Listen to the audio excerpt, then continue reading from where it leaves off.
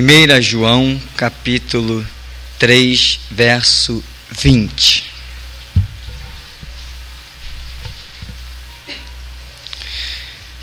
Diz assim: sabendo que, se o nosso coração nos condena, maior é Deus do que o nosso coração e conhece todas as coisas. Amém. Amados, um fato tremendo existente na palavra de Deus é a razão do Evangelho, é a razão da história de Cristo, a razão da vinda de Cristo, né? Deus amou o mundo de tal maneira que deu o seu Filho unigênito. O fato central de tudo isso é o perdão. O Verbo fez-se carne para perdoar, para ser o sacrifício pelo perdão do homem.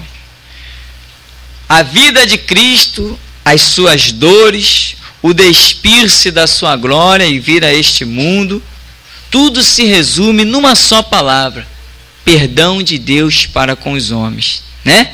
Veio para o que era seu, mas os seus não o receberam. Mas a todos quantos o receberam, deu-lhes poder de serem feitos filhos de Deus. Não somente serem filhos de Deus, mas poder de serem filhos. É mais profundo ainda do que simplesmente ser filho. Não é simplesmente um filho adotivo, mas é um filho legítimo. Deus não nos olha como um filho adotivo, Deus nos olha como um filho legítimo, com todos os direitos que Ele dá ao próprio Cristo. Por isso Jesus disse: todo aquele que vencer, assentar-se-á comigo no meu trono, mostrando uma posição tremenda, mostrando uma posição gloriosa, preparada para as nossas vidas. O perdão, ele se manifesta, ou deve se manifestar, em muitas direções.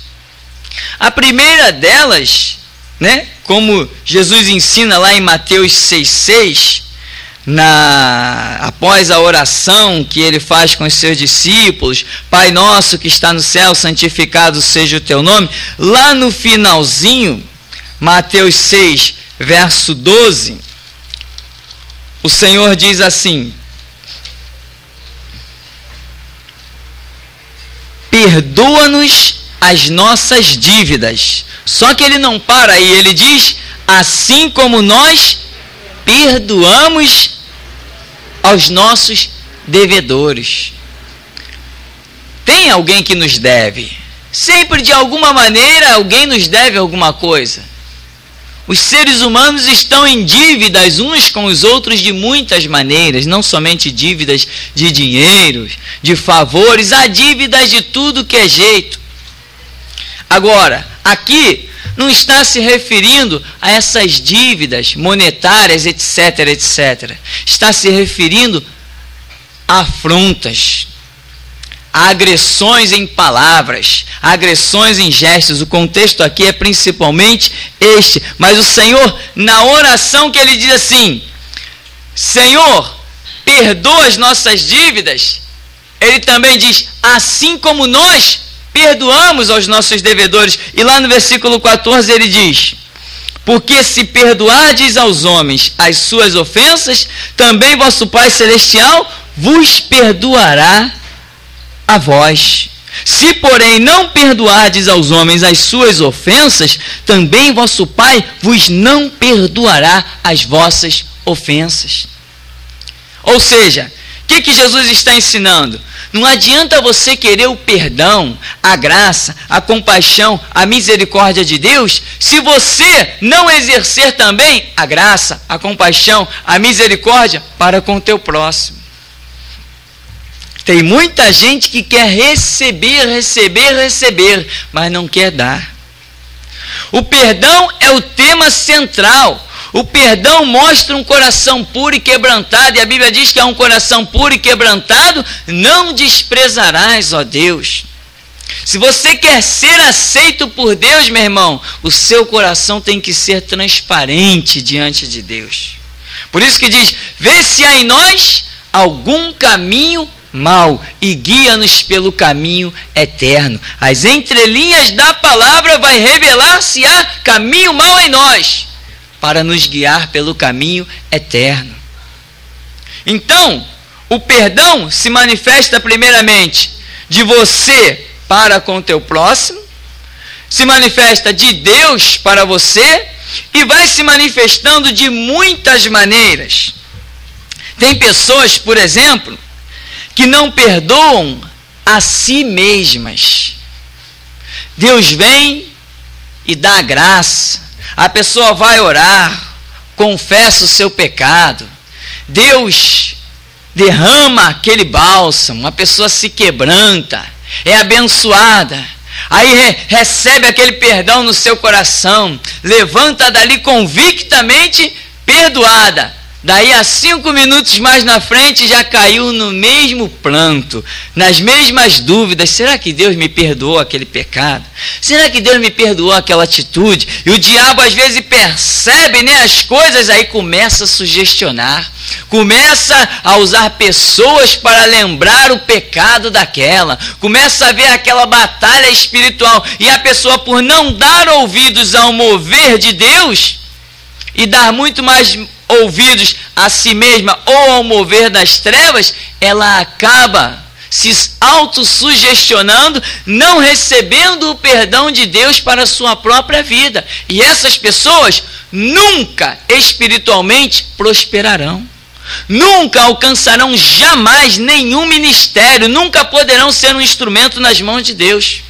Porque aquele que não se perdoa a si mesmo, nega a eficácia do sangue de Cristo Jesus. Amém? Se você não consegue se perdoar, meu irmão, você está negando que o sangue de Cristo seja suficiente para te perdoar. Você está negando que a revelação da palavra seja suficiente para te dar a vitória. Você está negando Apocalipse 12:11. Eles o venceram como? Pelo sangue do Cordeiro e pela palavra do testemunho. Não amaram suas vidas até a morte. João 3,16 diz que Deus amou o mundo de tal maneira e deu seu Filho, para que aquele que nele crê não pereça, não seja destruído, mas tenha vida eterna.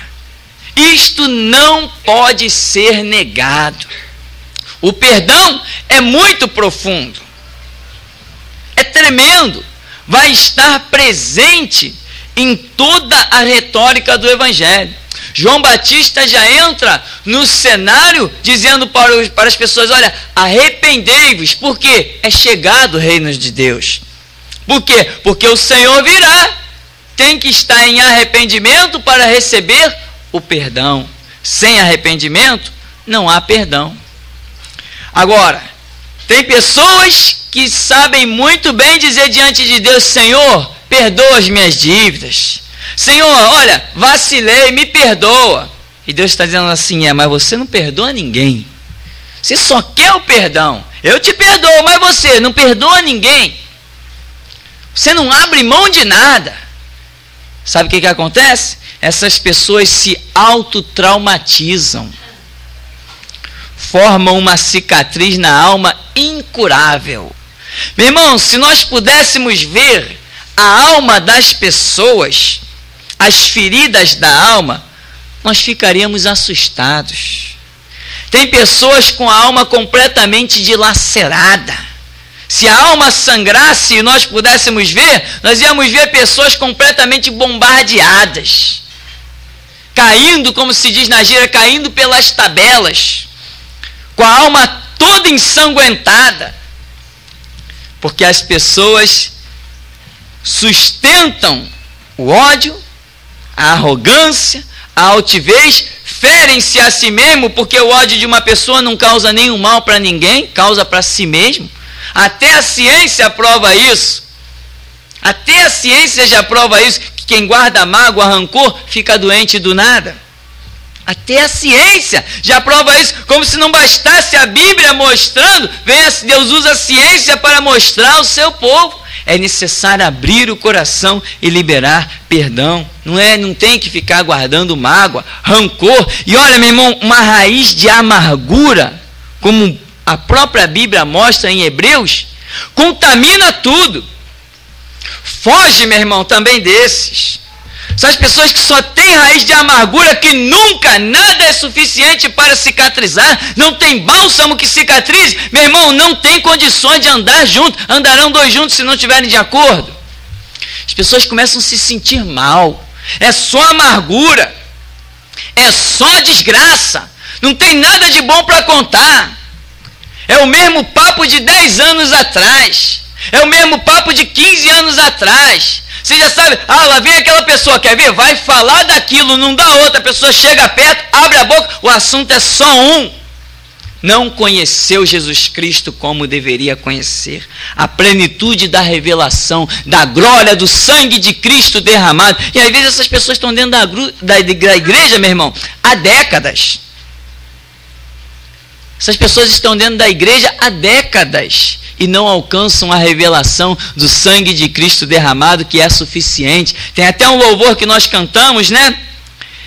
Que ele levou sobre si a dura cruz, ele levou sobre si a minha dor, levou sobre si o meu rancor, levou mesmo o meu rancor, a minha mágoa, a minha altivez, levou mesmo? Bom, pelo menos deveria ter levado.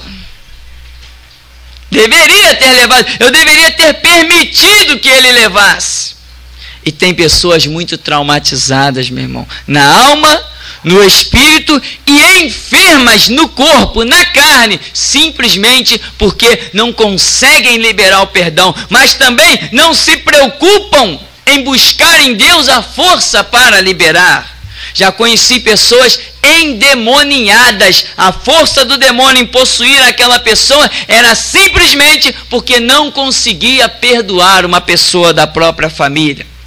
Pessoas com traumas tão profundos a ponto de um dos membros ser paralisado, não conseguir mexer uma mão, não conseguir mexer um braço, mancar, tudo consequência de traumas, de rancor, de amargura profunda. Ou seja, e nós que temos aqui escrito, perdoa para alcançar o perdão, como vamos nos comportar?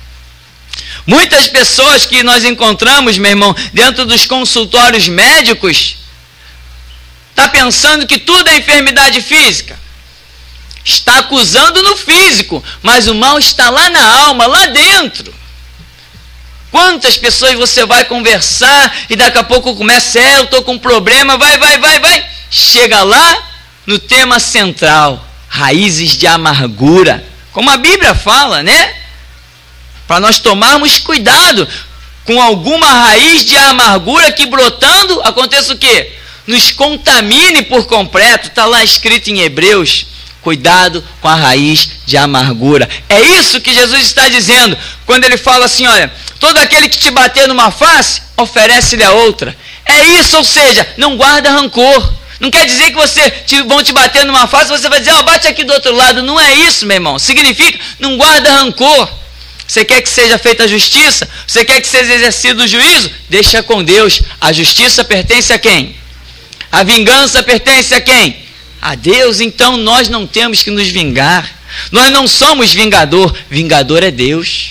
Nós não somos justiceiros. Justiceiro é Deus. Nós não somos perseguidores dos nossos inimigos. Mas Deus é. Saulo, Saulo, por que me persegues? Ora, imagina.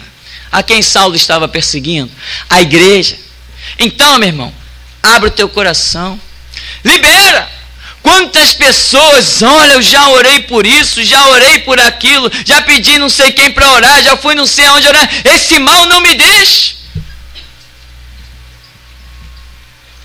Perdoa, libera o perdão, vai ver que o mal vai deixar. Porque Jesus disse, se perdoarmos aos outros as suas ofensas, também o vosso Pai vos perdoará as vossas. Ou seja, se eu não perdoar, o Pai também não me perdoará. E a grande questão, voltando a um tópico que nós já abordamos, que as pessoas se traumatizam, muitas vezes, não perdoando a si mesmo.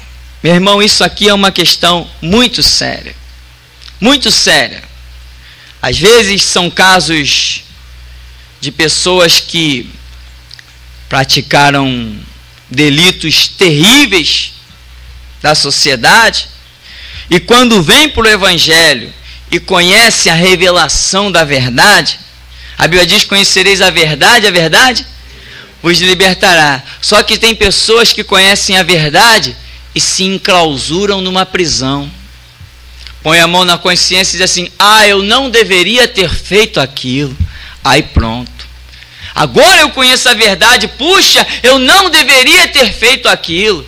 Não, meu irmão, a atitude não é essa. Quando a Bíblia traz à luz o teu pecado, porque é isso que a Bíblia está aqui para isso, para trazer à luz o nosso pecado e chamar-nos a um arrependimento para alcançarmos misericórdia e vermos a glória de Deus. Quando a Bíblia mostrar o nosso pecado, a atitude não é se traumatizar: eu não deveria ter feito aquilo. Não é essa a atitude. A atitude é pedir perdão e receber o perdão de Deus. Esta que é a atitude.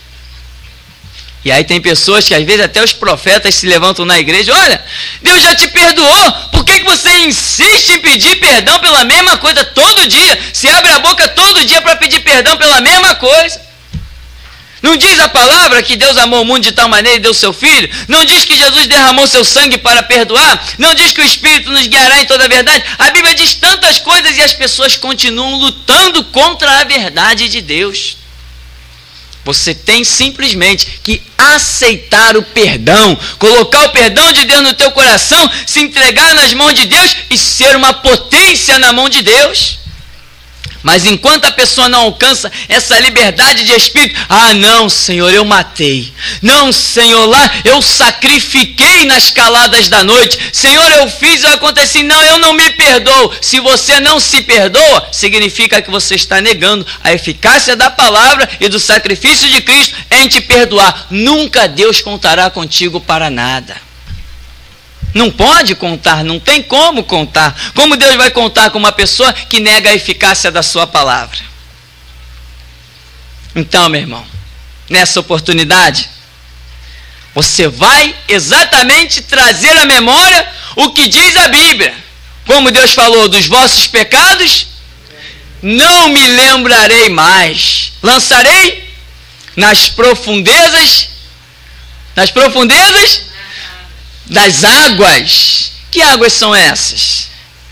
As profundezas da sua própria palavra, que te garante o perdão. Você está perdoado. Deus te olha através do sangue de Cristo e não vê pecado na tua vida, meu irmão.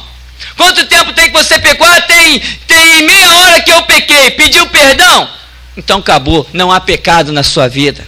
Porque a igreja que vai ser arrebatada não é uma igreja que tem pecado. É uma igreja que tem pecado perdoado. Amém? Deus veio procurar santo. O que ele diz? Não necessitam de médicos os sãos, mas sim os que estão enfermos. Glória a Deus, porque nós somos enfermos, porque somente os enfermos podem receber um Cristo tão glorioso. Como é bom ser enfermo. Se tem que ser enfermo para receber esse Jesus, todos nós queremos ser enfermos. Que maravilha. Tem que ser morto para encontrar a vida que há em Cristo, então eu quero morrer também. É maravilhoso conhecer esse Cristo. Então, meu irmão, você não pode negar de maneira alguma a eficácia da palavra de Deus. Se você fizer isso, aí você deixa de ser amigo de Deus e passa a ser inimigo, porque está negando a eficácia da sua palavra. E o perdão, quando vem congregar no meio da igreja pessoas que nós sabemos que tiveram atos muito terríveis, né? Tem, de vez em quando aparece na televisão algumas pessoas presas que cometeram os mais terríveis delitos. E aí daqui a pouco aparecem umas notícias dizendo assim: fulano agora entrou para a igreja, se converteu. Aquilo que a gente sempre fala, queremos ver os frutos.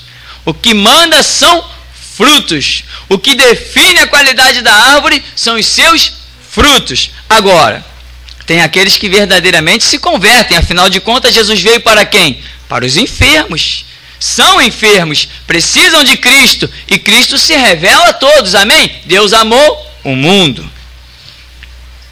Nossa atitude com essas pessoas, não importa os mais profundos delitos que eles cometeram, são nossos irmãos a partir do momento que verdadeiramente confessam, vivem e pregam Cristo Jesus, não da boca para fora, mas de coração, em espírito e em verdade. E aqui tem uma palavra em 1 João, capítulo 5, versos 7 e 9.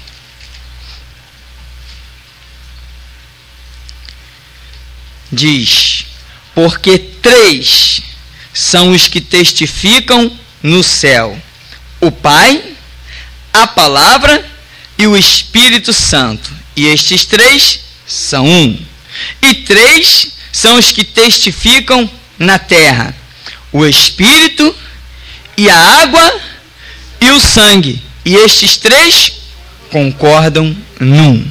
Se recebemos o testemunho dos homens, o testemunho de Deus é maior, porque o testemunho de Deus é este, que de seu Filho testificou. Então, o que temos hoje testificando no céu é o Pai, a Palavra, que é Jesus, e o Espírito Santo.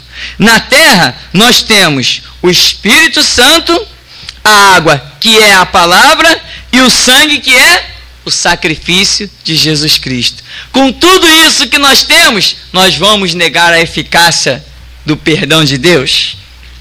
De modo algum. O primeiro verso que nós lemos, 1 João 3,20, diz que se o nosso coração nos condena, maior que o nosso coração é Deus, que conhece todas as coisas. Muitas vezes, meu irmão, o teu coração te condena mesmo. O teu coração te aperta, o teu coração te oprime. A tua mente te bombardeia, não te deixa dormir. Mas é você mesmo. O perdão de Deus já aconteceu na sua vida. Que às vezes falta crescimento espiritual para as pessoas entenderem e receberem coisas profundas de Deus. Pessoas que sacrificaram vidas humanas em magia negra. Pessoas que sacrificaram vidas humanas nas caladas da noite. Fizeram horrores em cemitérios. Pessoas que, meu irmão, fizeram atrocidades. Quando vêm para o Evangelho, estão traumatizadas e não conseguem se perdoar. É necessário um carinho especial, um ensino especial, deixar o Espírito pairar sobre a palavra, atingir o coração dessas pessoas. Mas a grande verdade é que não importa o pecado, Deus perdoa, pois para isso se manifestou o Filho de Deus, para desfazer toda obra maligna, toda obra contrária aos princípios de Deus. Amém? Então você recebe o perdão de Deus na sua vida? Você tem dúvida de que Deus te perdoa? Não pode ter essa dúvida. Quem tem essa dúvida não anda por fé. Onde há dúvida, não há fé. E alguém que não é perdoado por Deus está em condenação. Só que às vezes quem se condena são as próprias pessoas e não Deus. Amém? Então nós vamos estar orando ainda nesta oportunidade, falando com Deus. E eu quero convidar você para estar orando. Eu vou pedir ao pastor André que esteja orando inicialmente. Amém? Falando com Deus dentro desse contexto. Coloque a sua vida diante de Deus. Fale com Deus. Se o inimigo tentar sugestionar na sua mente, meu irmão, se algum ser humano tentar jogar como se diz aí, jogar na cara o teu pecado, as tuas falhas, faça como está escrito: o sangue de Cristo, o quê? Nos purifica de todo pecado. Não, você não pode, dizem alguns, porque na tua vida aconteceu isso e aquilo outro. Você tem que dizer como diz a Bíblia: posso todas as coisas em Cristo que me fortalece. Não, você não vai vencer, porque isso... Vou sim, há uma promessa de Deus para a sua vida. E você já é participante da glória de Deus que diz: 1000 cairão ao seu lado, 10.000 à sua direita, e você não será atingido. Amém? Oremos, pois, em nome de Jesus. Meu Senhor e meu Deus, a Tua palavra é a verdade, Senhor, viva, poderosa, que não volta atrás. Por isso, meu Deus, nesta noite, nós recebemos para nós a Tua palavra que diz que o sangue de Cristo nos purificou de todo pecado, lançou fora as nossas transgressões. A Tua palavra que diz, ó Deus, em Romanos 8:1, que nenhuma condenação há para aqueles que estão em Cristo Jesus, que não andam segundo a carne, mas segundo o Espírito. Por isso, meu Deus, nós cremos que Jesus Cristo levou sobre o madeiro a nossa culpa, se fez maldição em nosso lugar. Por isso nós recebemos, Senhor, ainda que imerecedores, indignos, incapazes, nós recebemos o perdão que há em Cristo Jesus. Nós recebemos, Senhor, o sacrifício do Teu Filho naquela cruz, que é o autor e consumador da nossa fé. O que era impossível aos homens é possível a Deus, que enviou o seu Filho para se fazer carne, ir até o madeiro, ser pregado numa cruz, morreu e ao terceiro dia ressuscitou, está sentado à direita do Pai e agora intercede por nós, comprou-nos com preço muito alto com seu sangue, e agora, Senhor, acusador das nossas almas, não pode nos acusar mais, porque um sangue de justo foi derramado e nos resgatou, nos redimiu e nos purificou de toda a iniquidade. Por isso, meu Deus, nessa hora, que o Teu Espírito comece a trabalhar lá dentro da alma, cicatrizando os traumas, que o Teu Espírito comece a aniquilar as sugestões malignas que diz que esse homem, essa mulher que está ouvindo agora, que essa pessoa, esse jovem, essa jovem não pode ser perdoado, que não tem jeito. Senhor, a Tua palavra diz que para Deus nada é impossível. O anjo se virou para Abraão na beira da tenda e falou: por que Sara se ri? Por acaso há alguma coisa difícil para Deus? Por isso, Senhor, em nome daquele que venceu, em nome daquele que pisou na cabeça da serpente e a esmagou, em nome daquele que ressuscitou o terceiro dia, em nome daquele que tomou da chave da morte e do inferno da mão de Satanás, que o Teu Espírito vá cicatrizando almas, mente, coração, e que nessa hora o Teu perdão comece a fluir, que o perfume da rosa de Saron comece a se exalado das almas, Senhor, que o desejado das nações venha agora operar profundamente lá dentro do interior de cada um que está ouvindo a Tua palavra, e que possa ser revestido de uma unção, de uma capacitação, e comece a sentir o gozo, o bálsamo, Senhor, da alegria, da união, da comunhão, como está escrito no Salmo, do óleo que desce sobre a barba, sobre a orla da veste de Arão, e vai trazendo a comunhão, o perdão, a alegria de estar na Tua presença, lavado e remido pelo sangue de Cristo. Apaga todos os mais, Senhor. Apaga todo o mal, limpa tudo aquilo que Satanás implantou, corta como está escrito, Jesus tem um machado e a pá na mão, corta na raiz e limpa toda a eira, lança fora os traumas, lança fora as injustiças, lança fora o desejo de vingança e coloca o desejo de justiça. Porque está escrito em Mateus 5 que bem-aventurado o que tem fome e sede de justiça, não de vingança, porque o que tem fome e sede de justiça será saciado. Que vem agora a saciação do Teu Espírito. E essa saciação vem, meu Pai, quando o Teu Espírito começa a nos dizer: não temas, eu estou contigo. Não pasme, não te espante, eu sou o teu Deus. Quando tu saíres a peleja e ver povo em maior número do que tu, deles tu não tenhas temor, porque o teu Deus está contigo, Ele é contigo por onde tu andares. Por isso, meu Deus, nós recebemos a Tua palavra. Nós recebemos a palavra do juiz justo, daquele que tem poder para perdoar e lançar fora e impedir que Satanás prevaleça em acusações. Em nome de Jesus Cristo recebemos o Teu perdão e a Tua palavra poderosa e Te agradecemos, meu Pai, por tudo, em nome de Jesus. Amém.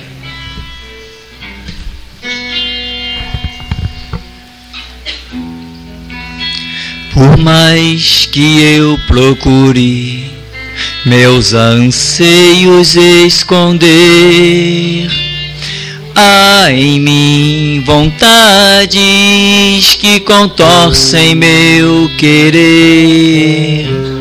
Tua santidade é só o que eu quero ter. Mas, Senhor, meu Deus, como proceder? Se à noite às vezes o silêncio me seduz